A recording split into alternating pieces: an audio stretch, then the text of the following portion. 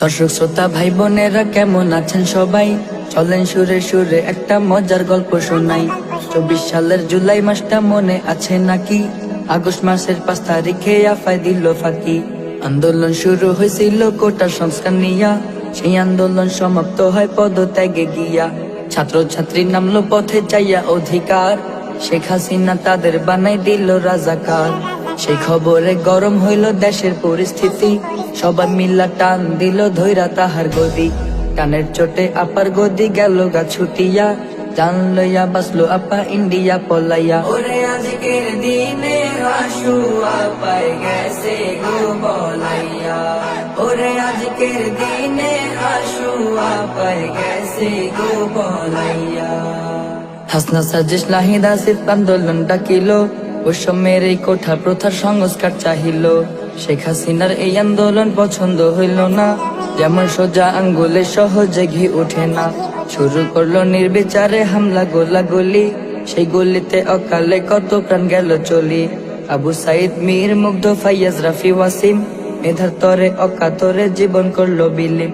এমন আরো কত শত ঝরে গেল ফুল, অধিকার চাওয়াটাই যে ছিল তাদের ভুল। ওরে সেই কাহিনী ভাই পড়লে মনে কলিজা যায় ফাটিয়া, ওরে তাদের কথা ভাই পড়লে মনে কলিজা যায় ফাটিয়া। এক পর্যায়ে আন্দোলনের মোড় গেল ঘুরিয়া, পদত্যাগ চাইল সবাই স্লোগান তুলিয়া। আন্দোলনটা রূপ নিল গণ অভ্যুত্থানে, সব জেলারই মানুষ ছুটলো গণভবন পানে। শেখ হাসিনা করব কি তা বুঝতে না পারিল, দেশের হালত দেখা শেষমেশ পদত্যাগ করিল। সুস্থের নিঃশ্বাস ফালায় দেশের জনসাধারণ, ক্ষমতা হারাইয়া হাসু কাঁদে সারাক্ষণ। বড় বড় ভাষণ মারে ইন্ডিয়াতে বসে, এই কাহিনী দেখে সবাই মুখ চাপিয়া হাসে। জ্বালাইয়া জ্বালাইয়া দেশটা করিল ছারখার, তারপরও কয় অপরাধটা কি ছিল আমার। শাপলা গণহত্যার কথা কেউ তো ভোলে নাই, সেম কাহিনী ঘটলো আবার 24 জুলাই।